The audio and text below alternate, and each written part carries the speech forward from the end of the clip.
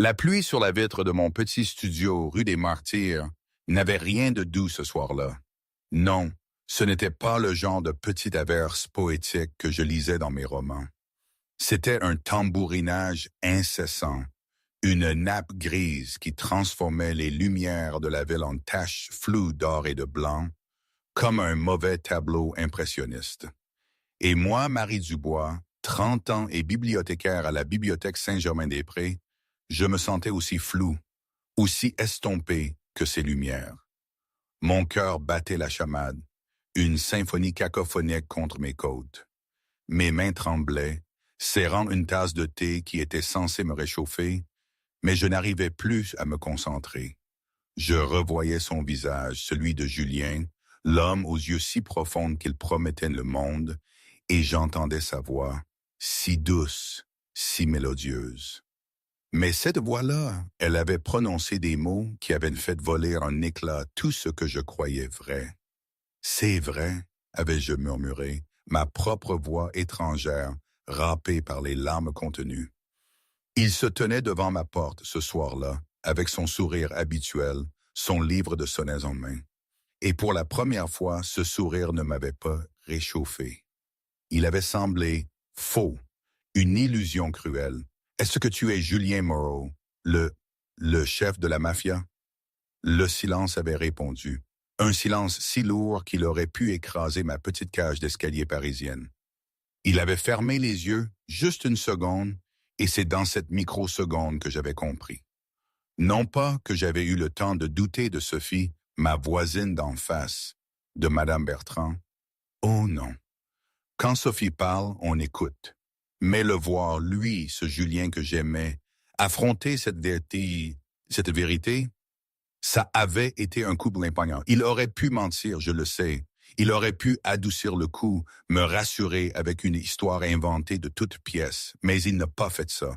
Il a ouvert les yeux et m'a regardé avec une douleur si profonde, si nue que ça m'avait arraché un gémissement.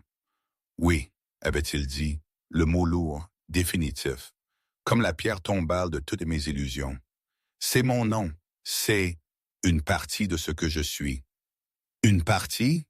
Une partie? C'était ça le problème, n'est-ce pas? La partie que je connaissais, la partie que j'aimais, était si belle, si douce, si irréelle. Et l'autre partie, elle était l'horreur, le cauchemar que je lisais dans les journaux, celui qui se déroulait dans l'ombre des belles rues de Paris, à l'abri des regards. Tu m'as menti, avais-je lâché, ma voix se brisant.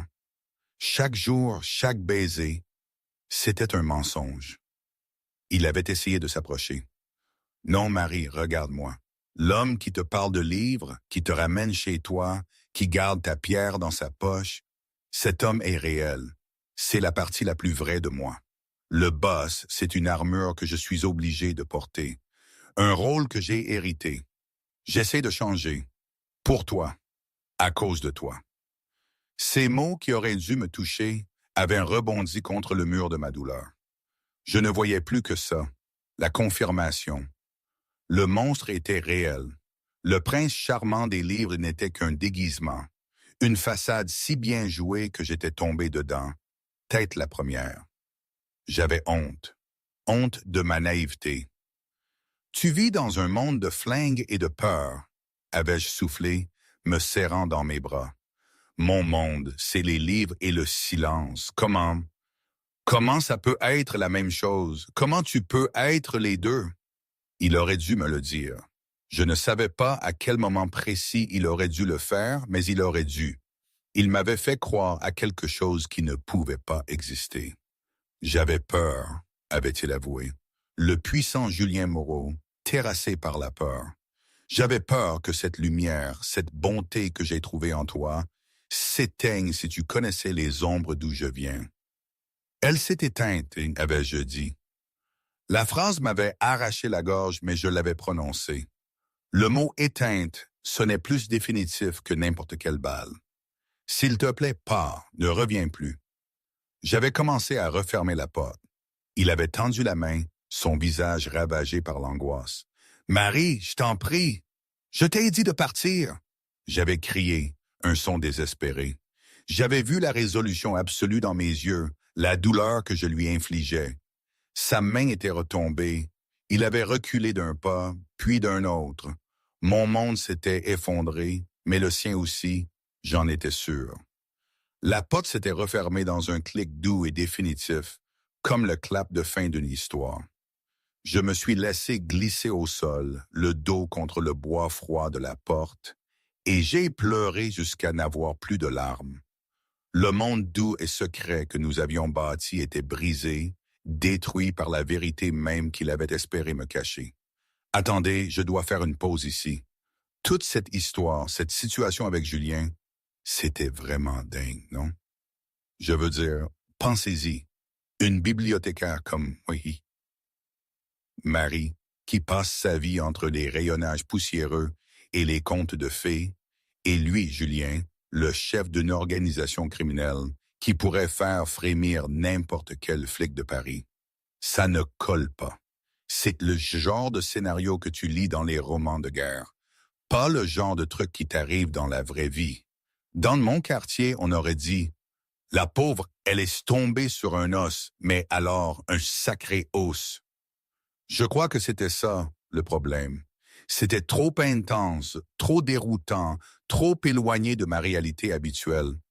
Et pourtant, il était là, à m'aimer, ou du moins à faire semblant, à me parler de poésie.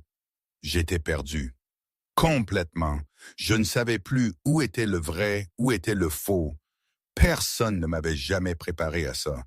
On n'apprend pas à gérer ça dans les manuels de bibliothéconomie, ça, c'est sûr. Enfin bref, où en étais-je? Ah oui, le début. C'était bien avant ça, avant l'effondrement. La première fois que j'ai vraiment vu Julien, ce n'était pas par une nuit d'orage, où j'étais livré au bas des tours Montparnasse avec un volume relié de poèmes du 19e siècle. Ah, cette nuit-là, je l'avais entendu, oui, sa voix grave récitant ce poème, son désespoir palpable. J'avais même fait la bêtise de vouloir le réconforter, de croire que j'avais vu un homme brisé. Quel idiote j'étais. Non, la première fois que je l'ai vraiment vu, c'était le lendemain, quand il est entré dans ma bibliothèque. La porte en chêne, si lourde, avait émis son tintement habituel, comme une note de musique familière dans mon univers de silence. Le soleil, contrastant avec la tempête de la veille, inondait l'allée centrale.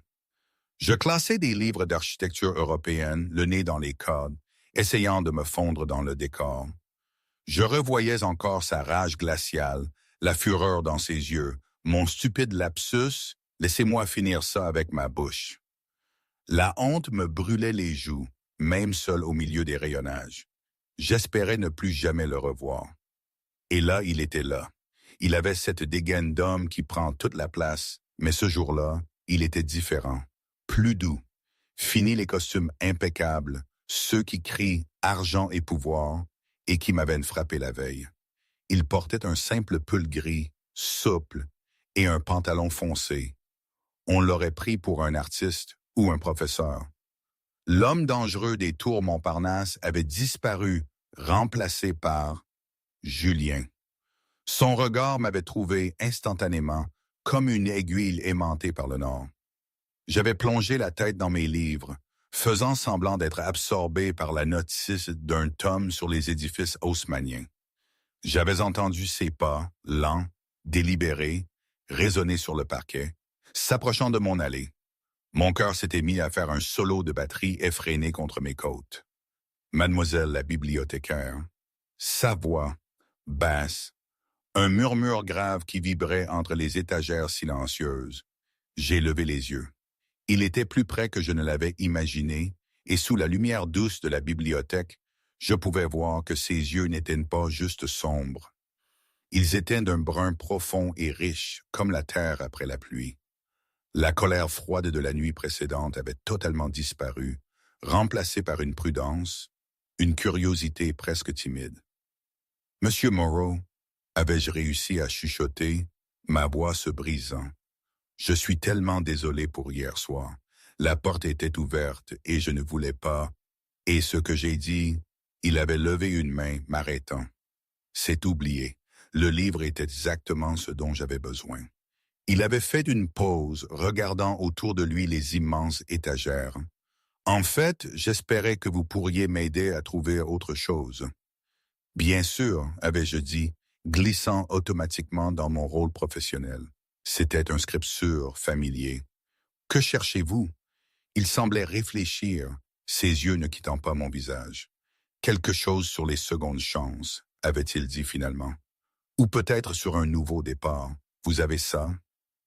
C'était une demande si vulnérable, si inattendue, venant d'un homme qui, malgré ses vêtements civils, dégageait encore une puissance certaine.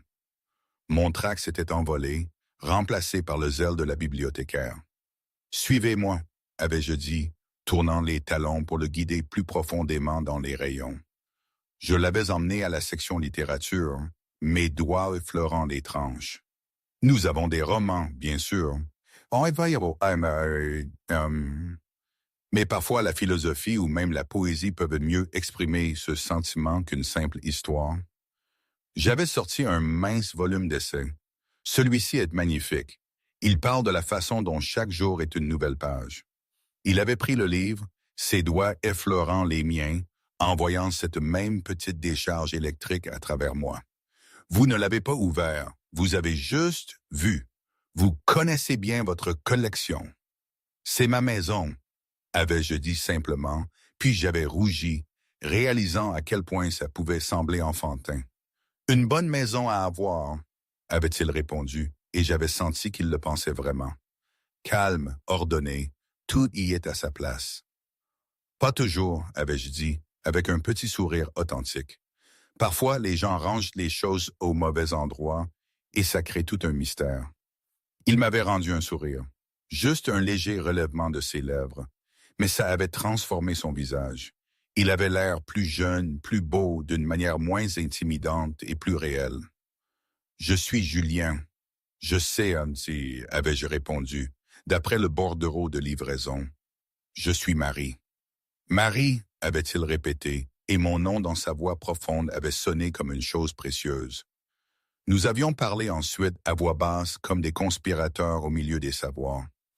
Il m'avait demandé ce que j'aimais lire, et je lui avais avoué mon amour pour les vieux contes de chevaliers et de chevalerie. Les idéaux, avais-je dit, mes yeux brillants. Le courage de protéger, la promesse d'être bon. Il m'avait dit qu'il préférait la poésie, sa vérité condensée, avait-il expliqué. Toute une vie de sentiments en quelques lignes. Parfois, une triste est plus honnête qu'une joyeuse. Nous avions échangé pendant une vingtaine de minutes, une conversation qui avait coulé avec une facilité qui nous avait étonnés tous les deux, dans cet espace sacré et silencieux. Il n'était pas un patron, et je n'étais pas une timide bibliothécaire. Nous étions juste deux personnes qui aimaient les livres. Le charme s'était rompu quand la porte de la bibliothèque avait tinté de nouveau, avec plus de force cette fois. Face à Julien, je n'avais pas vu le nouvel arrivant, mais Julien, lui, l'avait vu. Par-dessus mon épaule, j'avais vu Pierre, un homme que je ne connaissais pas, entrer. Un petit bras de la famille rivale des Scarpetta, j'apprendrai plus tard. Les yeux de Pierre avaient scanné la pièce et s'étaient posés sur Julien avec une lueur prédatrice. C'était une rare opportunité, non protégée. Le corps de Julien s'était figé, son expression agréable s'était durcie en un masque neutre et vigilant. Il s'était légèrement décalé, se plaçant de manière à voir Pierre et à me protéger. Pierre s'était mis à marcher vers nous, un sourire méchant sur le visage. Voyant le changement dans les yeux de Julien, j'avais froncé les sourcils. « Tout va bien ?» Avant que Julien ne puisse répondre, Pierre était sur nous. Il m'avait complètement ignoré, s'adossant avec insolence à une étagère. « Eh bien, Moreau, vous faites vos propres recherches? C'est nouveau. » Je m'étais retourné, surprise par le ton grossier et agressif. J'avais vu un homme avec un sourire narquois et des yeux froids, et mon instinct s'était réveillé. C'était Emma Bibliothèque, mon domaine. J'avais fait un pas en avant, non pas derrière Julien, mais légèrement devant lui, face à Pierre, l'expression sévère. « Monsieur », avais-je dit, ma voix ferme et claire, la même que j'utilisais avec les adolescents bruyants. C'est un endroit calme ici. Vous devez parler à voix basse ou je devrais vous demander de partir. Il y avait eu un moment de silence absolu. Pierre avait cligné des yeux, son sourire narquois vacillant dans une confusion totale. Il avait regardé de cette petite femme sérieuse à Julien, dont le visage était maintenant un masque illisible, même si une légère étincelle d'étonnement brillait dans ses yeux. Pierre avait ouvert la bouche pour dire quelque chose de vulgaire. Je l'avais coupé court. J'avais pointé un doigt vers le bureau principal. Le bureau de près est là-bas si vous avez besoin d'aide. Sinon, veuillez respecter les autres usagers. Je l'avais regardé sans fléchir, une gardienne de la paix au milieu des romans de poche. Pierre, complètement désarmé par cette menace bizarre et non menaçante, avait pouffé et secoué la tête. Il avait jeté un dernier regard à Julien, un regard qui promettait que ce n'était pas fini, et s'était éloigné vers la sortie, marmonnant entre ses dents. Je m'étais retourné vers Julien, mon froncement de sourcils professionnel se transformant dans un regard inquiet. Certaines personnes n'ont aucun respect pour les espèces partagées, avais-je soupiré. Vous allez bien? Il avait l'air désagréable.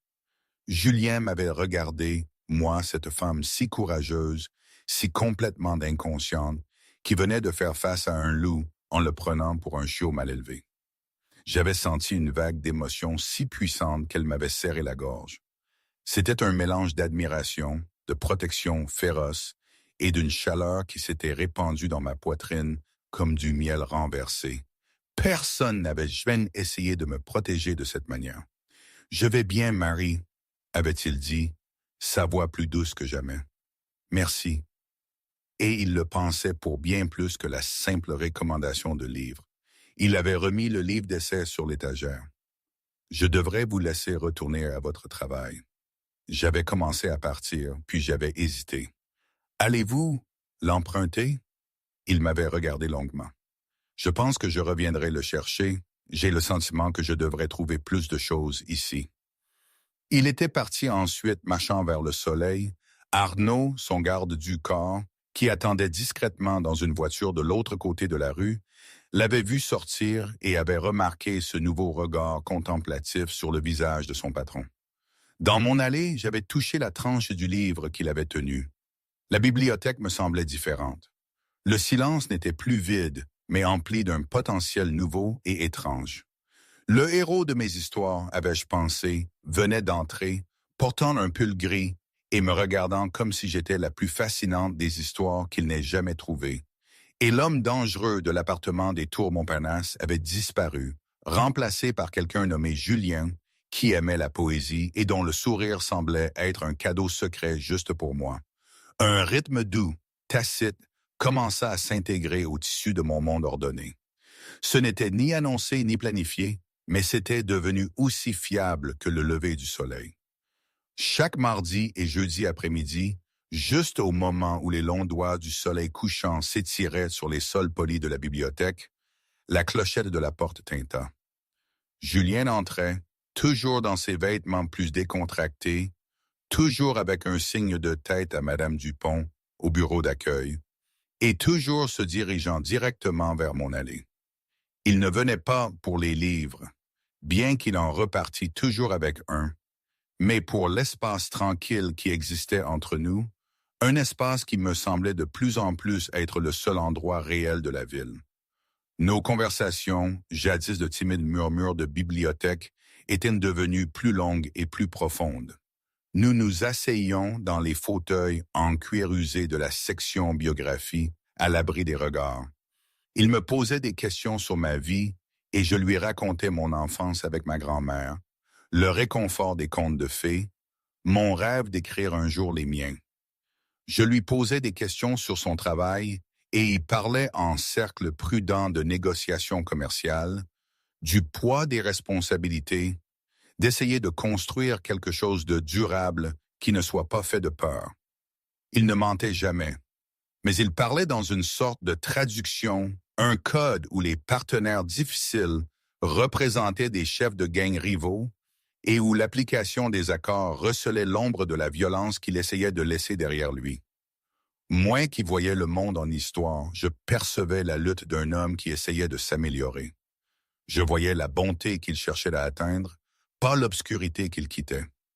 Un jeudi frais, alors que nous marchions sur la route maintenant familière de la bibliothèque jusqu'à mon immeuble, les feuilles d'automne crépitant doucement sous nos pas sur la place Dauphine, j'ai enfin posé la question qui me brûlait depuis cette première nuit. Nous venions de passer la petite fontaine, son eau scintillait sous les lampadaires. Julien, avais-je commencé, ma voix hésitante. Cette première nuit, vous teniez un centime. Vous le regardiez comme si c'était la chose la plus importante au monde. Il était resté silencieux si longtemps que j'avais cru avoir dépassé les bornes, brisé le sort délicat. Puis il avait plongé la main dans la poche de son manteau et l'avait sorti. Le simple centime de cuivre semblait petit et humble dans sa grande paume. Il s'était arrêté, le faisant tourner entre ses doigts. Ceci, avait-il dit, sa voix grave, c'est mon porte-bonheur, ou peut-être mon porte-malheur. Je ne sais toujours pas. Il avait respiré, les bruits de la ville s'estompant autour de nous. Il y a 7 ans, j'étais très mal en point. Le genre d'endroit où on ne voit plus des gens comme des gens. J'étais en colère contre le monde et je prenais des décisions qui faisaient du mal aux gens. Une nuit, après quelque chose que je ne pourrais jamais défaire, je marchais seul. Il pleuvait beaucoup plus fort que la nuit où nous nous sommes rencontrés. Je me sentais au fond de l'océan. J'ai baissé les yeux et il était là, coincé dans une fissure du trottoir, brillant sous un lampadaire. Il l'avait soulevé et le centime avait attrapé la lumière dorée d'une vitrine de boulangerie voisine, rue des Archives. Je l'ai ramassé. Ce n'était qu'un centime, sans valeur. Mais pour une raison quelconque, je l'ai gardé. J'ai promis à moi-même, là, sur ce trottoir mouillé, que j'essaierai de changer, que j'essaierai de construire quelque chose de bon, pas seulement quelque chose de fort, que ce centime me rappellerait l'homme que j'étais cette nuit-là pour ne jamais y retourner.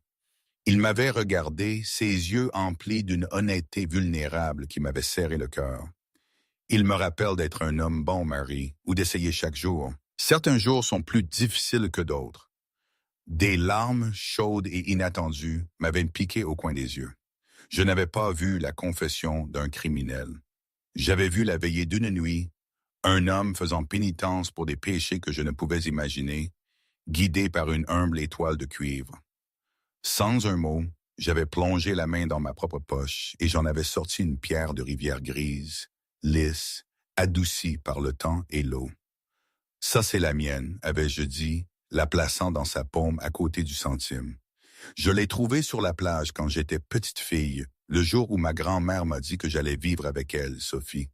J'avais peur.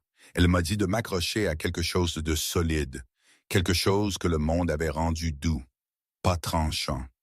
Je la porte tous les jours depuis. Pour la chance, pour le courage. Julien avait regardé les 2 jetons dans sa main, la pièce fabriquée de son remords et la pierre naturelle de mon espoir durable. Il s'adaptait parfaitement. Il avait refermé ses doigts autour d'eux, un profond sentiment de connexion s'installant dans sa poitrine. C'était plus intime qu'aucun baiser n'aurait pu l'être à ce moment-là. J'avais donné une part de l'histoire de mon cœur. Notre amitié, bâtie sur des mots murmurés et des silences partagés, avait commencé à pencher sur son axe. L'air entre nous s'était chargé d'une nouvelle conscience.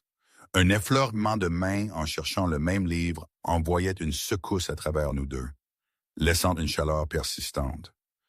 Quand il m'aidait à enfiler mon manteau, ses mains restaient sur mes épaules, un battement de cœur trop long. Nos adieux à la porte de mon immeuble s'étiraient de quelques minutes à de petites éternités, de regards prolongés et de phrases inachevées. Le changement s'était produit un soir parfaitement ordinaire. Il m'avait raccompagné chez moi, et comme c'était notre nouvelle coutume, je l'avais invité à prendre une tasse de thé, une petite rébellion contre les règles tacites de notre étrange cour. Mon appartement était petit et douillet, rempli de plantes et de livres. J'étais dans ma minuscule cuisine, attendant que la bouilloire bouille. Il se tenait près de ma bibliothèque, étudiant les titres, se sentant plus en paix que dans aucune de ses luxueuses propriétés. Je m'étais retourné pour lui demander s'il préférait la camomille ou la menthe poivrée, et j'avais constaté qu'il me regardait déjà avec une expression si tendre et si pleine d'un désir non dissimulé que la question s'était éteinte sur mes lèvres. Le seul bruit était le doux grondement de la bouilloire qui commençait à chauffer. Il avait traversé le petit espace en deux enjambées, s'arrêtant juste devant moi. Il ne m'avait pas touché. Il avait simplement baissé les yeux vers mon visage, ses yeux posant une question silencieuse et urgente. Moi, mon cœur un oiseau sauvage dans ma poitrine, j'y avais répondu. J'avais fait le plus petit hochement de tête, à peine perceptible, lentement, comme si j'étais faite du verre le plus délicat.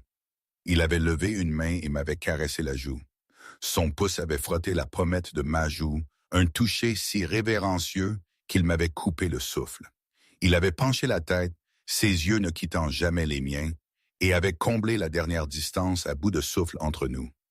Notre premier baiser n'avait pas été une collision, mais une rencontre. Il était doux, douloureusement tendre, une lente exploration d'une vérité que nous avions tous deux cernée pendant des semaines. Il avait le goût du thé et de l'espoir et du frisson doux et terrifiant d'un nouveau départ. C'était une promesse murmurée de ses lèvres aux miennes, un saut sur le monde secret que nous construisions ensemble. Quand nous nous étions finalement séparés, les fronts reposant l'un contre l'autre, la bouilloire avait commencé à chanter une chanson frénétique sur la cuisinière. Nous avions tous les deux ri, un son doux et partagé de joie et de découverte. Il était parti tard cette nuit-là, le souvenir de mes lèvres imprimées sur les siennes, la pierre de rivière lisse un poids lourd et précieux dans sa poche. Je m'étais appuyé contre ma porte fermée, mes doigts pressés sur ma bouche, un sourire fleurissant dans le noir. J'étais amoureuse. J'étais amoureuse de Julien, l'homme aux yeux tristes et au porte-bonheur, l'homme qui aimait la poésie et me raccompagnait chez moi. La figure dangereuse du penthouse était un fantôme d'une histoire oubliée. L'homme dans ma cuisine, celui qui m'avait embrassé comme si j'étais un miracle, était la seule réalité qui importait. J'avais flotté dans mon petit appartement, l'avenir brillant devant moi, lumineux et doré, et inconscient de l'autre nom que mon bien-aimé portait dans les rues sombres de la ville. Le bonheur qui m'enveloppait dans les semaines qui avaient suivi était une chose physique, une lumière dorée et chaude que je portais en moi. Elle brillait dans mon sourire quand je rangeais les livres. Elle vibrait dans ma voix quand j'aidais les usagers. Elle colorait mes rêves de teintes douces et pleines d'espoir. Julien était mon secret, ma joie. C'était l'homme calme et aimant les livres qui m'apportaient des tournesols solitaires, qui me tenait la main sous les tables des cafés, qui m'écoutait parler de mes rêves avec une concentration qui me faisait me sentir comme la personne la plus importante du monde. Le souvenir de l'homme dangereux qui m'avait d'abord confronté dans les tours Montparnasse était si complètement effacé qu'il aurait pu être un personnage d'un mauvais roman que j'avais lu un jour. Ma voisine Sophie observait cette transformation avec un froncement de sourcils de plus en plus prononcé. C'était une femme qui avait vécu longtemps et beaucoup vu. Son visage une carte de gentillesse gravée des lignes d'une sagesse durement acquise. Elle m'adorait comme la petite fille qu'elle n'avait jamais eue. Et ses instincts protecteurs étaient aussi vifs que jamais. Elle avait vu les changements, avait vu la voiture inconnue qui parfois tournait au coin de la rue, avait vu la nouvelle façon dont le collier de mon gentleman se déplaçait, scrutant la rue non pas avec pudeur mais avec une conscience prédatrice exercée. Elle avait entendu le nom de Julianne Moreau et un froid nœud de terreur lui serrait l'estomac. Un après-midi, alors que j'étais au travail, Sophie avait pris les choses en mains. Elle avait passé quelques appels discrets à des amis qui avaient encore des connexions dans des parties de la ville que je n'avais jamais vues. La confirmation était venue rapidement, et c'était pire que ce qu'elle craignait. Ce soir-là, alors que je rentrais à la maison, mes pas légers, Sophie m'avait intercepté dans le couloir de notre immeuble. Le visage de la vieille femme était grave, son éclat habituel avait disparu. Marie, ma chère, entre un instant. Nous devons parler. À l'intérieur de l'appartement douillet et encombré de Sophie, entouré du parfum de lavande et de pain cuit, la vérité avait été mise à nu. Elle n'avait pas été délivrée avec cruauté, mais avec une profonde et douloureuse tristesse. L'homme que tu vois, avait commencé Sophie, sa voix douce mais ferme. Julien, sais-tu qui il est? J'avais souri confuse. C'est un homme d'affaires. Il est gentil et il essaie de changer sa vie. Il m'a dit que son nom était Julien Moreau. Sophie avait tendu la main et avait pris la mienne. Il n'est pas n'importe quel homme d'affaires. Il est le fils du clan Moreau. Il est le chef de la mafia la plus puissante de cette ville.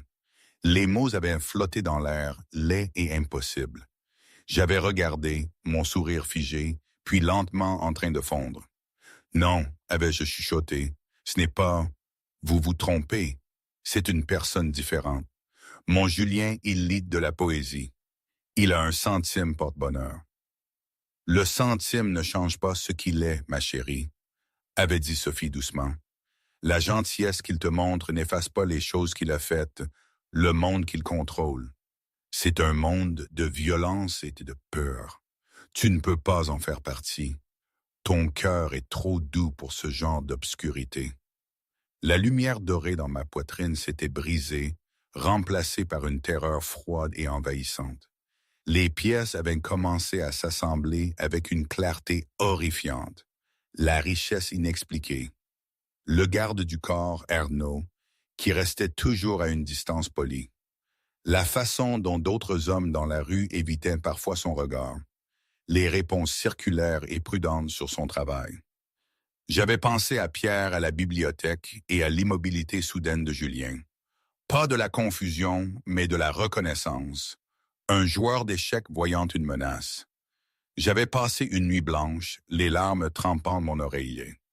L'homme que j'aimais était une fiction belle et tendre que j'avais construite par-dessus un monstre.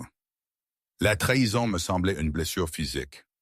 Quand Julien était venu à ma porte le lendemain soir, un petit sourire plein d'espoir sur le visage et un livre de sonnets à la main, il avait su instantanément que quelque chose n'allait pas.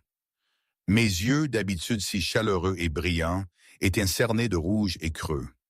Je ne l'avais pas invité à entrer. Je m'étais tenu dans l'embrasure de la porte, une forteresse de blessures. C'est là que le monologue dont je vous parlais avait eu lieu. Ce soir-là, nous nous étions brisés.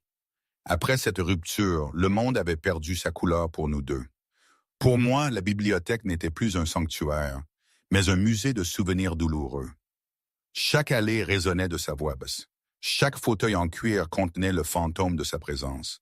Je me déplaçais dans mes journées comme une somnambule, accomplissant mes tâches par habitude, mon sourire une chose fragile et exercée qui n'atteignait jamais mes yeux. Sophie me regardait avec un profond regret, mais je ne pouvais trouver de réconfort dans les mots de la vieille femme. La vérité avait été nécessaire, mais elle m'avait arraché le cœur, laissant un espace vide et douloureux. Je me surprenais à serrer ma pierre de rivière dans ma poche. Sa surface lisse était maintenant un rappel d'un bonheur qui ressemblait à un rêve magnifique et cruel. Julien n'allait pas mieux, bien que sa douleur portât un visage plus dangereux. Il s'était retranché dans son appartement des Tours Montparnasse, un roi dans une tour de sa propre fabrication. La gentillesse que j'avais tirée de lui avait reculé, remplacée par une fureur froide et silencieuse dirigée entièrement contre lui-même. Il s'était jeté dans son travail, non pas avec ambition, mais avec une détermination lugubre à tenir la seule promesse qu'il croyait pouvoir encore tenir, celle de changer. Il avait entamé le processus périlleux, presque impossible, de démêler la famille Moreau de ses entreprises illégales.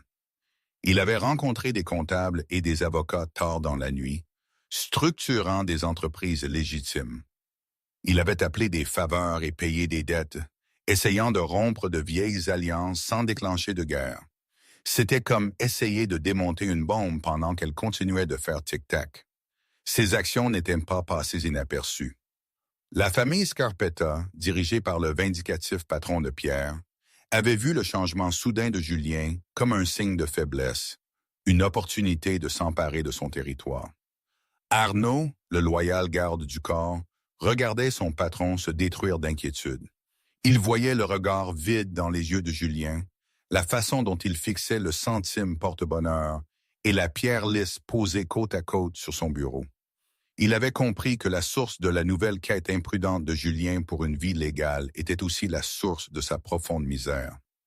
Un soir, après une réunion tendue où une menace de la part des Scarpetta avait été clairement énoncée, Arnaud n'avait plus pu se taire.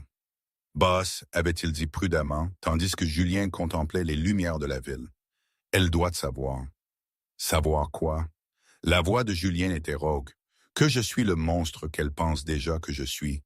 Elle m'a dit de la laisser tranquille. »« Elle doit savoir pourquoi vous faites ça », avait insisté Arnaud, désignant les piles de documents légaux. « Elle doit savoir le risque que vous prenez, non pas pour la famille, mais pour elle, parce que vous l'aimez.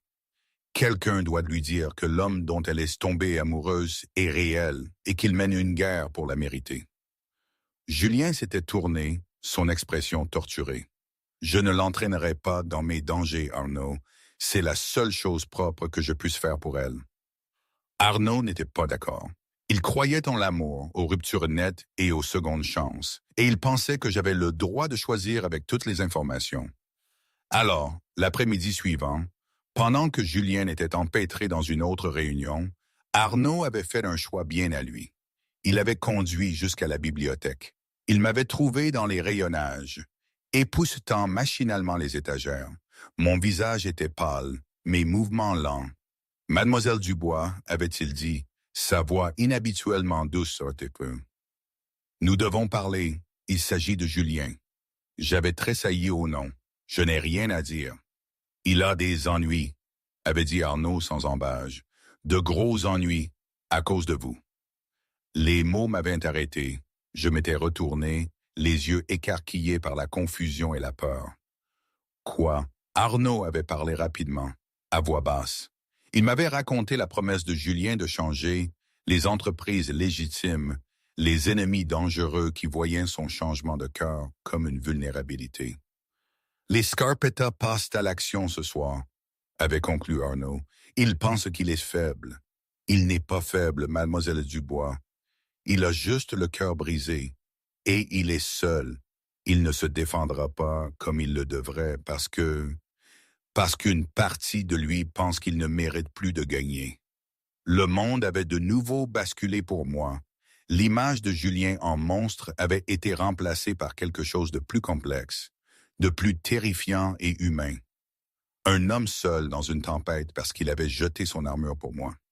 Les mots de Sophie sur l'amour, qui consiste à voir une personne imparfaite parfaitement, résonnaient dans mon esprit. J'avais vu le bon en lui. Il vieillit. Oui, mais avais-je vu la totalité de lui? Avais-je vu la lutte? Toute ma peur, toute ma douleur avaient été soudainement submergées par une seule pensée claire. Je ne pouvais pas le laisser affronter ça seul. Je l'aimais. Pas le prince de conte de fées, mais l'homme imparfait qui tentait de s'améliorer, l'homme avec le centime porte-bonheur. Mon chevalier n'était pas en armure brillante. Il emportait une cabossée et se battait pour en sortir. « Emmenez-moi à lui », avais-je dit. Ma voix n'était plus creuse, mais remplie d'une résolution féroce et claire. Le trajet jusqu'à l'appartement des Tours Montparnasse avait été un flou. Arnaud m'avait expliqué la sécurité, l'entrée de service. Quand nous étions arrivés, le bâtiment était trop calme. Un portier à l'air effrayé nous avait fait signe de passer. L'ascenseur privé vers le penthouse avait semblé se déplacer dans la mélasse. Les portes s'étaient ouvertes sur une scène de chaos. L'élégant salon montrait des signes de lutte. Une chaise renversée, un vase brisé. Et là, au centre de la pièce, il y avait Julien. Il saignait d'une coupure au front, ses jointures écorchées, debout au-dessus de deux hommes gémissants ligotés au sol. Un troisième homme, Pierre, celui de la bibliothèque, se tenait en face de lui. Une arme tremblante à la main, pointée vers le cœur de Julien. « C'est fini, Moreau », avait craché Pierre. « Vous êtes fini. Votre petite bibliothécaire n'est pas là pour me faire taire cette fois. » Ne prononcez pas son nom, avait grogné Julien, sa voix pareille à la mort même. Il avait fait un pas en avant, ignorant l'arme, ses yeux flamboyants d'une fureur qui n'avait rien à voir avec les affaires et tout à voir avec la protection de ce qui était sacré. Stop! La voix était la mienne. Ce n'était pas un chuchotement de bibliothécaire. C'était un ordre fort et clair, résonnant dans l'espace tendu. Les deux hommes s'étaient figés, se retournant pour me voir debout près de l'ascenseur, Arnaud derrière moi. Le visage de Pierre s'était tordu d'une horrible surprise. Le visage de Julien ne montrait que la pure terreur. « Marie, non! Sors d'ici! » Mais j'avais avancé. J'avais marché juste devant Pierre comme si son arme était un jouet et m'était placé entre lui et Julien. J'avais fait face à Pierre, ma petite silhouette protégeant la grande de Julien. « Posez ça », avais-je dit, ma voix tremblante non pas de peur, mais d'une juste colère. « Laissez-le tranquille. » Pierre avait ri, un son nerveux et rauque. « Ou quoi? Vous allez me balancer à votre boss. »« Non, avais-je dit, mon regard fixe. Ou je ne cesserai jamais de croire qu'il est un homme meilleur que vous. Et il ne cessera jamais d'essayer d'être cet homme. Et c'est une arme que vous ne comprendrez jamais et ne pourrez jamais vaincre. » Mes mots, si étranges dans ce monde de violence, avaient créé un silence profond. Julien fixait l'arrière de ma tête, cette femme courageuse, folle, magnifique, qui le défendait avec la seule vérité qu'elle avait. La main de Pierre, en mai, avait tremblé, sa confiance s'effondrant sous le poids de quelque chose qu'il ne pouvait comprendre. À ce moment de distraction, Julien avait bougé.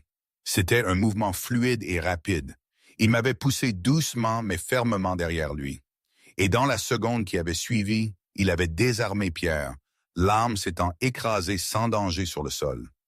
Arnaud était là alors, maîtrisant Pierre avec des mains efficaces. Le combat était terminé. La pièce était soudain et étrangement silencieuse. Julien s'était tourné vers moi. Son visage était un mélange d'inquiétude, de soulagement et de coupures sanglantes. Il avait encadré mon visage, ses mains tremblantes. « Tu n'aurais pas dû venir. Tu aurais pu te blesser. » Des larmes avaient finalement coulé de mes yeux, mais c'étaient des larmes de libération. J'avais levé la main, touchant la coupure sur son front.